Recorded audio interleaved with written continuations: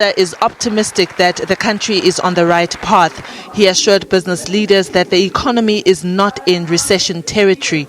This is despite the low growth environment and the need for government to maintain fiscal discipline.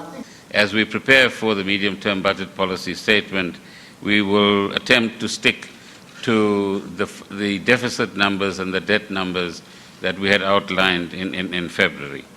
Secondly, we need to ensure that we protect services that we offer as part of the South African social wage to South Africans who are not in employment, who find themselves in poverty, and we still have too many people in poverty in South Africa.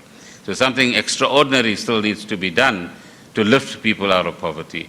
And that means that all of us need to think about the different forms in which we think through investment processes as well, that on the one hand give you the returns that you require, but on the other hand ensures that there's social returns out of this process as well.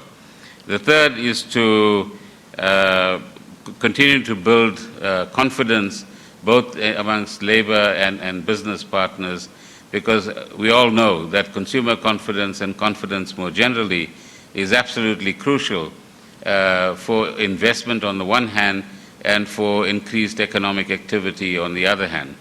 And from the government side, we want to do as much as possible to remove areas of policy uncertainty, to increase certainty around the regulatory requirements. And there's some interesting initiatives that will unfold later in the year around, say, Invest South Africa. People in government have much longer term horizons than investors and people who are wanting to contribute to economic growth. There are two types of investors, they're short-term and long-term investors. The long-term investors need certainty, right? They need an economic plan, they need a vision for what the South African country is going to do. I mainly deal with the portfolio flow investors who are coming to pick up some returns from our bond markets or from our equity markets, and they certainly are the ones that have a short-term horizon of a year to 2 years.